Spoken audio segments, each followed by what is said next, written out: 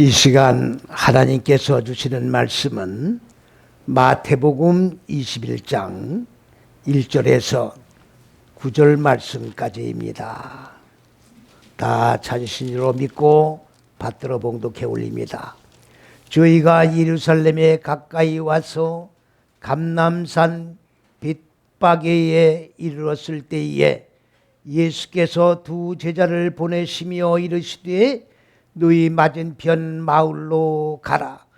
곧 매인 나귀와 나귀 새끼가 함께 있는 것을 보리니 풀어 내게로 끌고 오너라.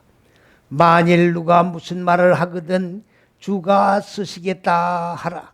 그리하면 즉시 보내리라 하시니 이는 선지자로 하신 말씀을 이루려 하심이라. 일러스되 시온의 딸에게 이르기를 네 왕이 네게 임하나니 그는 겸손하여 나귀 곧 몽에 매는 짐승의 새끼를 탔도다 하리라 하였느니라.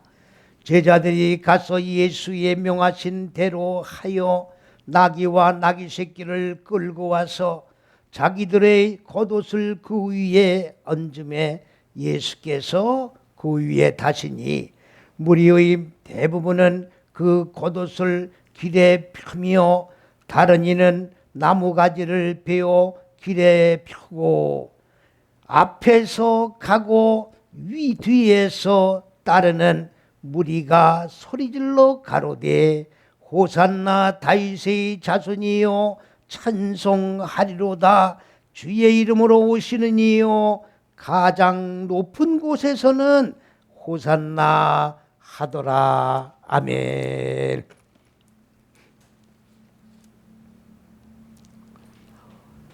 여기 나귀와 나귀 새끼가 지금 나오고 있습니다. 이 짐승을 그대로 우리가 늘 접촉하면서 보는 그러한 나귀와 나귀 새끼로 보면은 안 됩니다.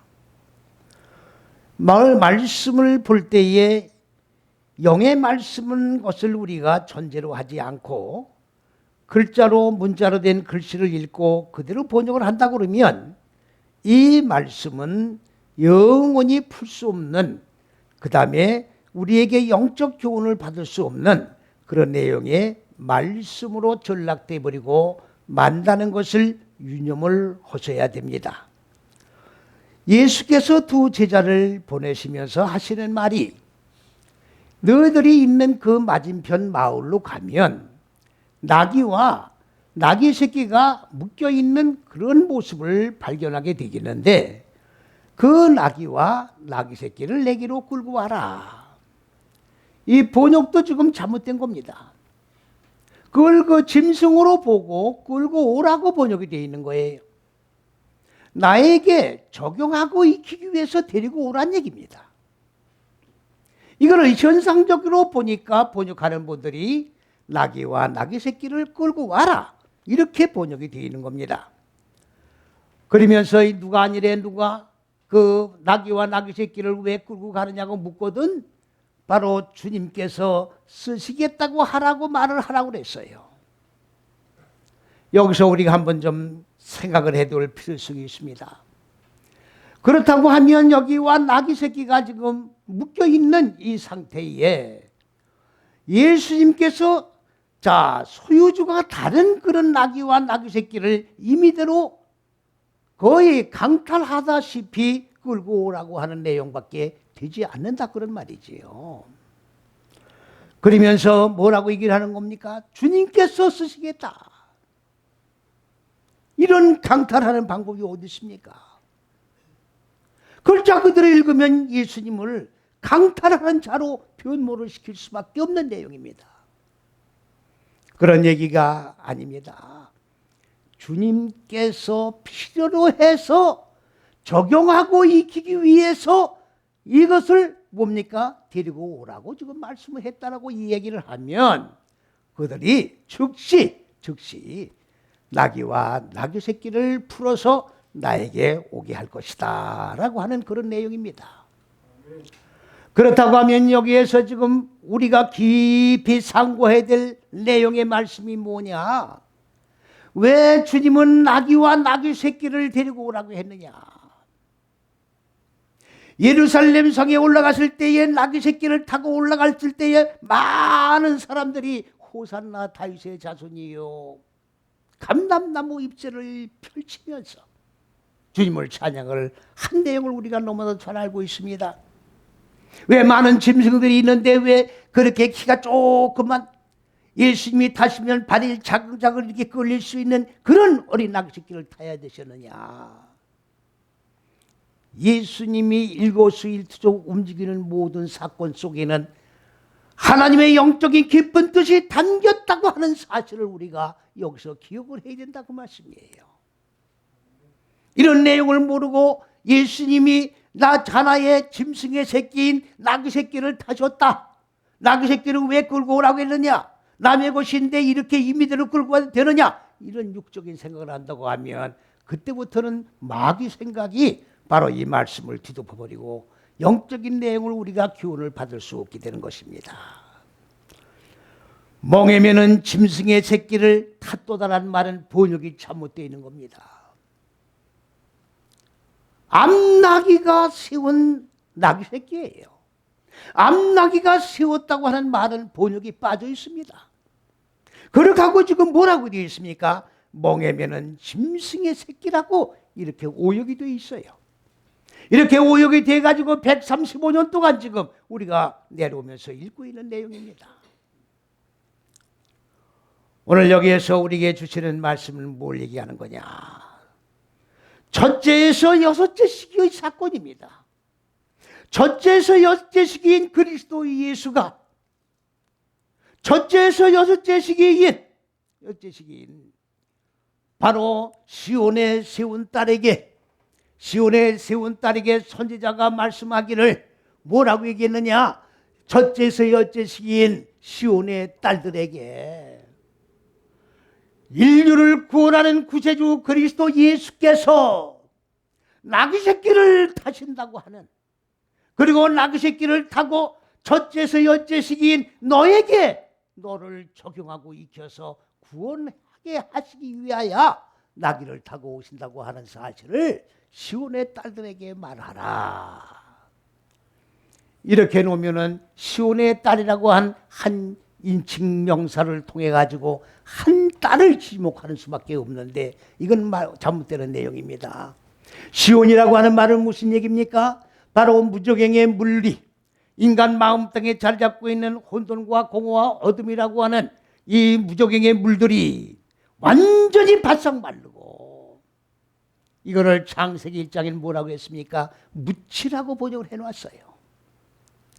무저갱의 물들이 바싹 마르고 이 물들이 하늘들의 물로 바뀌는 거예요. 무저갱이의 육의 속성이 완전히 깨트려지고 하늘들이는 하나님의 근본 의도하신 높은 뜻과 하나로 결합된 상태를 뭐라고 얘기하느냐? 시온이라고 얘기하는 거예요. 딸은 딸이 아닙니다. 바로 넷다섯 여섯째 시기입니다. 이 목표로 있는 것이에요. 이 목표로 세웠단 말은 이 땅의 무지가 자리 잡고 있는 걸 깨트려서 그리고 하나님의 생명으로 살아나게 된 존재를 갖다가 딸이라고 그러는 거예요. 그렇다고 하면 우리가 예수를 믿고 우리가 지금 첫째에서 여섯째 시기 안에 들어와서 마음 땅에 자리 잡고 있는 넷다섯 여섯째 시기 무지를 깨트려서 첫째, 둘째, 셋째 시기인 하늘들로 우리의 머리가 바꿔지고 우리의 생각이 바꿔지고 사상이 바꿔지고 얼굴이 바꿔질 목적을 가지고 좁은 길을 걸어가는 우리 모두는 다 시온의 딸이 되는 것이다 그 말이에요. 시온의 딸이라고 하는 특정인을 향해서 주신 말씀이 아니라 우리 모두를 향한 구원의 대상이 되는 모든 인류를 향하여 주시는 말씀이다 그 말이지요. 뭐를 알리란 얘기입니까 지금? 나귀 새끼를 타고 너에게 지금 온다는 사실을 알려라 그 말이에요.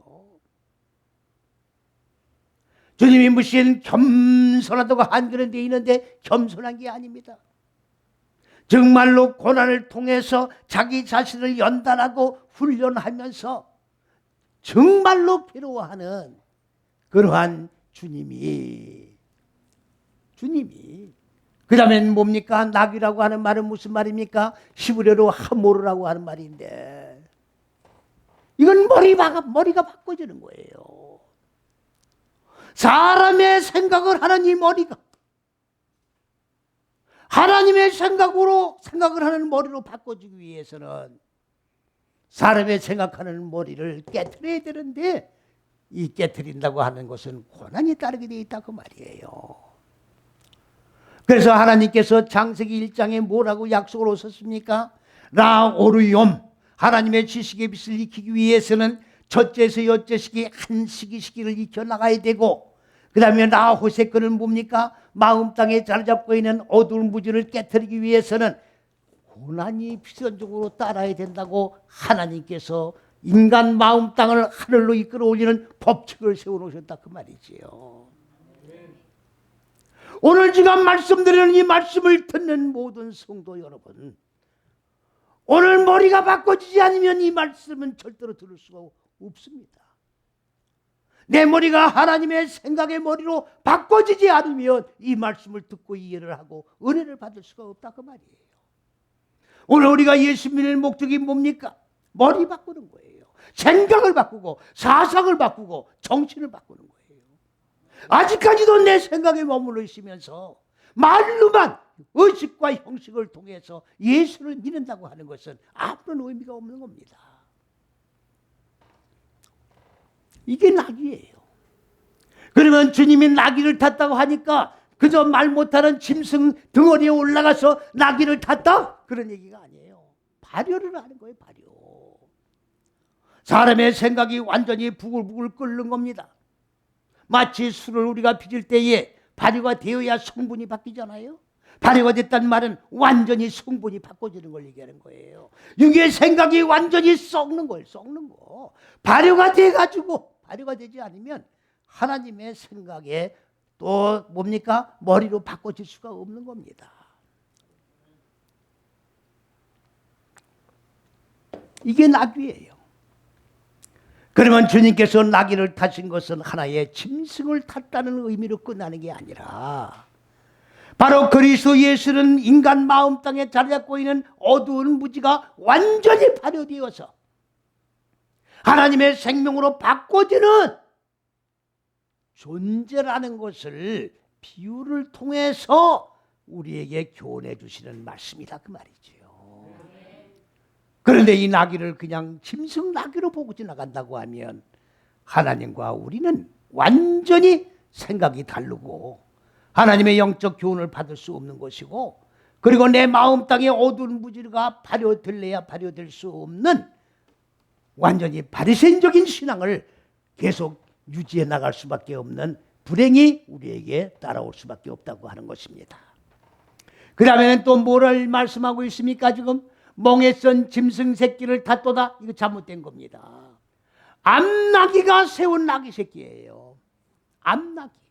암나귀라고 하는 말은 무슨 말이냐? 히브리어로 에토노트라고 하는 말인데 이거는 명사 여성 복수예요. 명사 여성 복수란 말은 4, 5, 6째 시기의 목표로 있는 걸 얘기하는 거예요. 이 4, 5, 6째 시기의 목표로 있는 거를 어떻게 하는 겁니까? 하나님의 첫째, 둘째, 셋째 시기의 법과 상담을 해가면서 어두운 무지를 전부 깨트려서 발효를 시켜서 그리고 무지가 깨지고 생명으로 살아나게 된 실존 자체가 바로 뭐냐? 암나귀라고 그러는 거예요. 이렇게 해서 암나귀가 세운 뭐예요? 새끼예요. 그러니까 짐승이 낳은 나귀 새끼를 말하는 게 아니에요. 여기 새끼라고 하는 말은 무슨 말입니까? 그냥 짐승 새끼가 아니라 첫째에서 여째 시기로 깨워주는 거예요. 오늘 우리들도 나귀 새끼와 같이 하나님의 말씀을 깨우침 받기 위해서 이렇게 하나님 말씀 앞에 나와서 부복을 하고 있는 줄로 믿으시기 바랍니다. 그러니까 예수님은 지금 사역을 어떤 사역을 하시는 거냐? 암나귀가 되어서 넷, 여섯째씩이 무지를 다 깨뜨리고 생명으로 살아난 존재가 되어서 그래가지고 세운 그 존재가 뭐를 했어요? 또 다시금 생명으로 일깨우고 그리고 들어 올려서 하늘들의 생명으로 나아지는 존재가 되게 하기 위하여 그리스도 예수께서 말씀의 육신의 몸을 입으시고 이 마음 땅 세상에 오셨다는 것을 예표적으로 비유로 우리에게 보여주시고 계시다는 얘기입니다. 오늘 이 말씀을 가지고 우리가 글자 그대로 읽었다고 하면 이것은 정말로 우리에게 교훈이 될 수도 없는 것이고 이렇게 만일에 하나님의 말씀을 연다고 하면 그건 마귀적인 해석이 될 수밖에 없다는 것을 우리는 똑바로 기억을 해야 되는 겁니다.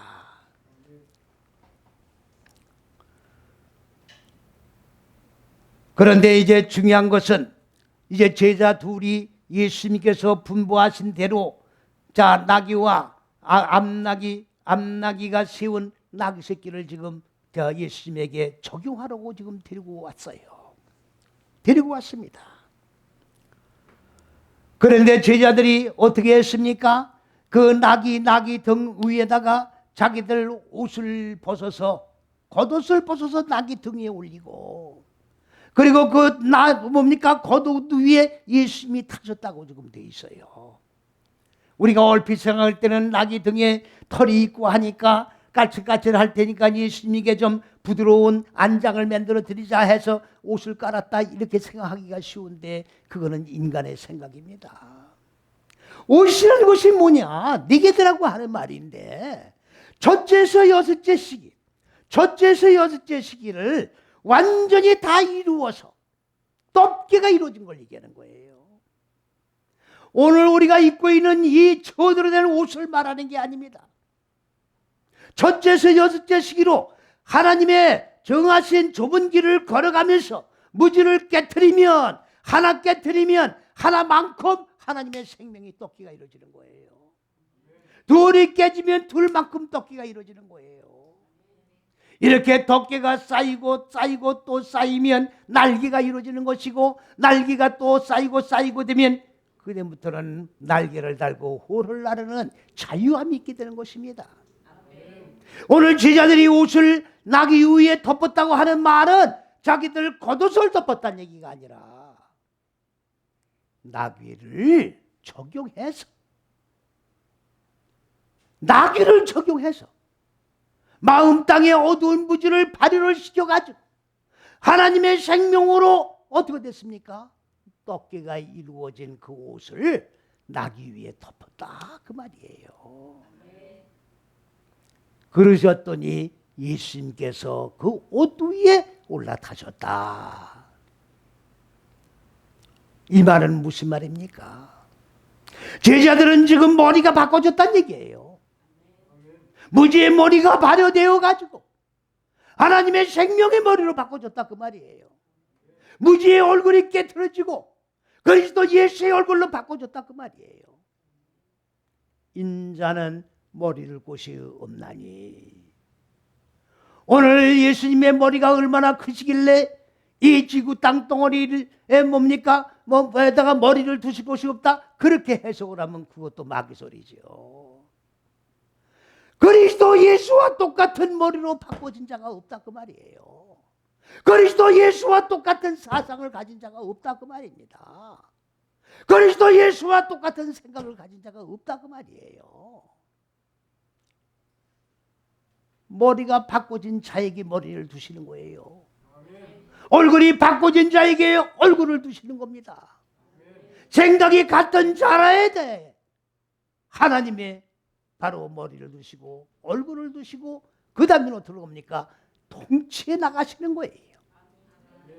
다시 말을 바꾸면 내 마음 땅에 어두운 무지를 완전히 깨트리고 야곱이 바로 무슨 얘기입니까? 육의 속성이 완전히 약복강변에서 완전히 뭡니까? 환도병에 굴단 말은 육의 속성이 완전히 부서졌다 그 말이에요.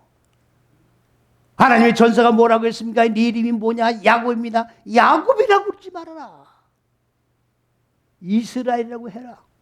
이스라엘이 뭡니까? 바로 정복을 했다 그 말이에요. 이긴 자다 그 말이, 승리한 자라 그 말입니다. 누구를 승리하는 겁니까? 자아와의 싸움에서 승리한 자예요.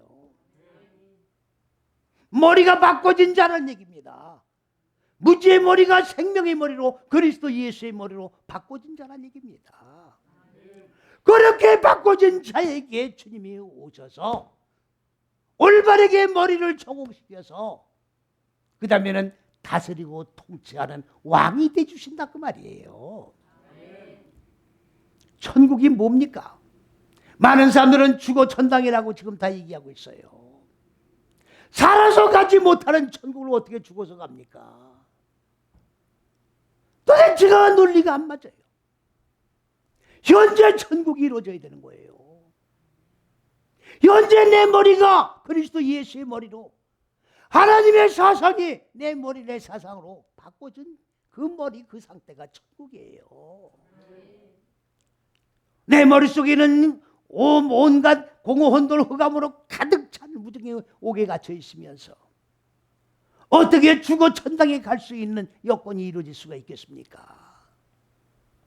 현재 주님이 나의 전인격을 다스리고 통치하는 왕으로 존재하지 아니한다고 하면 죽어서도 천국에 갈 수 없다고 하는 사실을 똑바로 직시하시기를 바랍니다.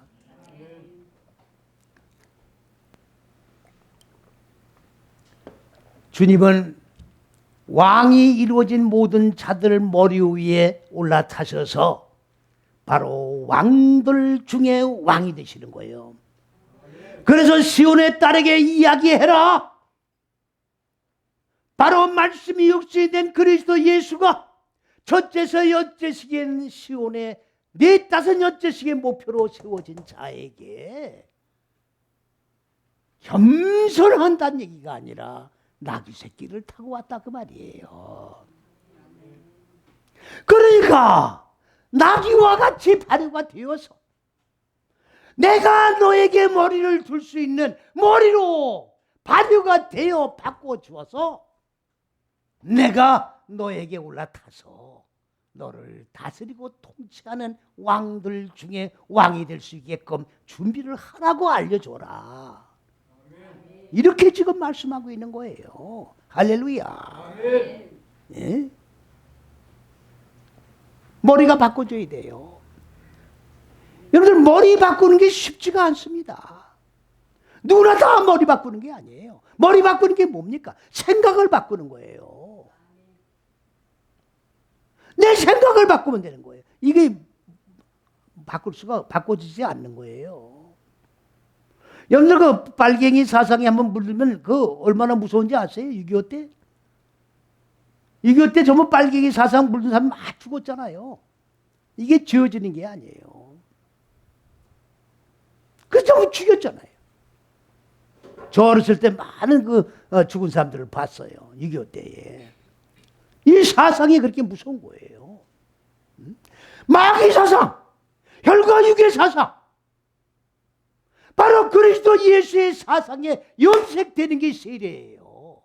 오늘 나는 그냥 물 찍어 발라가지고 내가 예수 믿는 사람 아무에게 세례를 주더라. 아멘. 그러면 세례교인이야. 아닙니다. 예수 사상에 염색이 되어야 세례예요. 주님의 생각과 내 생각이 같아야 되고, 주님의 정신과 내 정신이 같아야 되고, 주님의 소유한 뭡니까? 생명과 내 생명이 같아야 되는 거예요. 그게 바로 염색이고 그게 세례예요. 형식을 빼시라고. 하나님과는 형식으로 이루어지는 게 아니에요. 같은 생각, 같은 사상, 같은 정신이라야 통치를 받을 수 있는 거예요. 혈과 육은 대듭니다. 순종하는 게 아니라 대든다고. 그러니까 다스릴 수가 없는 거예요. 다스릴 수가 없는 거라고. 성경은 전부 이 얘기만 하는 거예요. 성경 속에서 다른 얘기를 하면 안 됩니다. 빛과 어둠 딱 두 개예요. 하나님의 첫째, 둘째, 셋째 시기의 지식의 빛으로 4~5째씩의 인간 마음 땅에 자리 잡고 있는 어두운 무지, 육의 속성, 혈과 육의 속성, 이거를 깨트리는 거예요. 그래서 빛으로 완전히 인간 마음 땅에 가득 채워지게 하는 걸 바로 뭐라고 하느냐? 창세기 1장 16절에 큰 광명이라고 말을 하고 있는 거예요. 이러한 내용을 알지도 못하고 큰 광명이 되니까 이것을 해라고 지금 번역하고 있잖아요. 작은 광명을 뭘 얘기하는 겁니까? 달이 아니라 마음 땅에 본래 자리 잡고 있던 어두운 무지가 깨트려지는 걸 갖다가 하나님은 이것을 커진다고 표현을 하는 거예요. 그걸 갖다가 뭐라고 하는 겁니까? 달이라고 지금 그러고 있어요. 작은 광명. 별은 뭘 얘기하는 겁니까? 바로 인간 마음 땅에 자리 잡던 어두운 무지는 완전히 소멸되고 빛 전체가 온 마음 땅 전인격을 다스려서 통치해 나간 그 상태가 별이에요. 이렇게 해달별이 나란히 있다고 하니까 현상의 해달별인 천지만물을 창조했다라고 만들어 놓은 거예요. 이런 엉터리가 어디 있습니까? 논리가 전혀 맞지도 않고 하나님의 말씀의 어원도 전혀 근거도 찾아보지도 않고 글자 그대로 읽고 해석을 하고 있다는 말씀이지요. 나그 새끼 생각을 해보세요. 나그 새끼는 딱 조그매요. 예수님이 키가 얼마였었는지 몰라도 예수님이 난쟁이는 아닐 거 아니에요. 보통 키일 거 아닙니까? 그런 다리 질질 끌려요. 허리가 쉰다고 이렇게. 그러면 예수님이 왜 하필 큰 짐승을 타시지? 왜 나귀 새끼를 타시느냐? 비유란 말이에요. 네? 비유예요. 나귀와 같은 존재라고야 주님은. 나귀와 같은 존재가 바로 너희들도 똑같은 존재가 되라는 얘기입니다.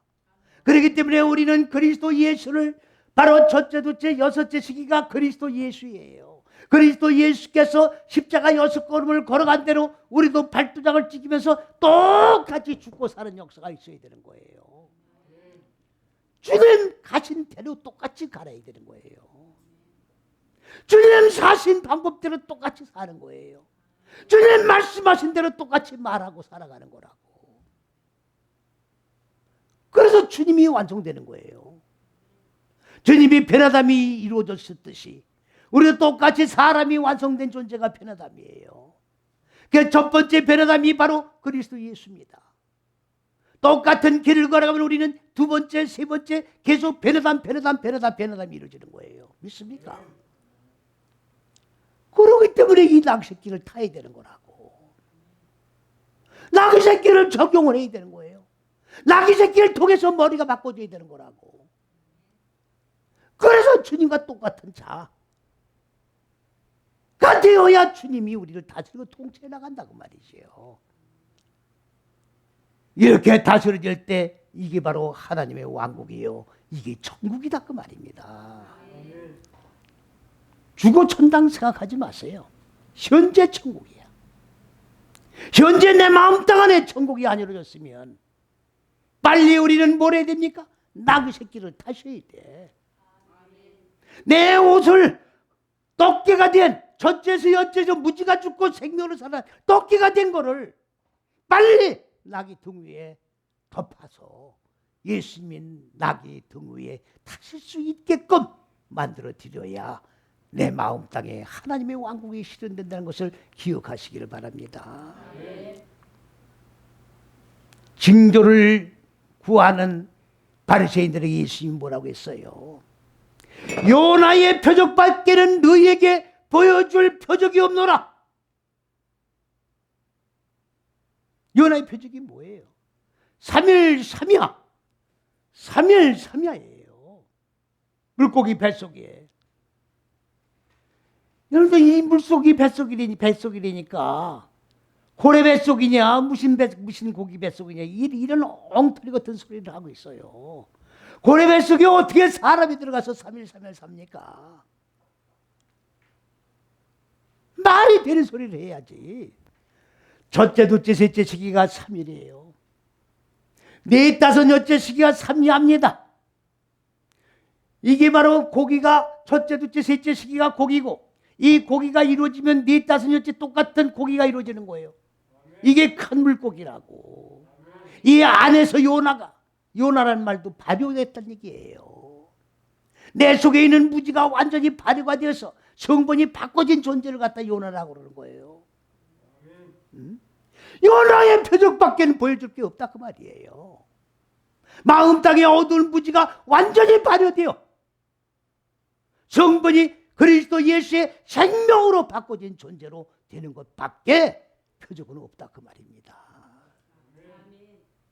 여러분들 죽은 자가 살아난다 해도 밖에 나가보지 마세요. 안진병이 일어난다 해도 밖에 나가보지 마시라고. 현상적인 얘기에 미혹당하지 말라고.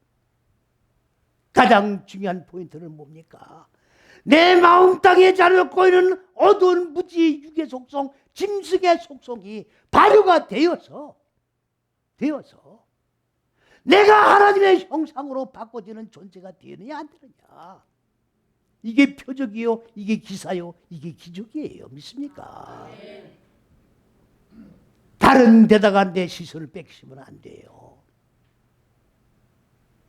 내 속사람 나귀같이 발효가 되냐?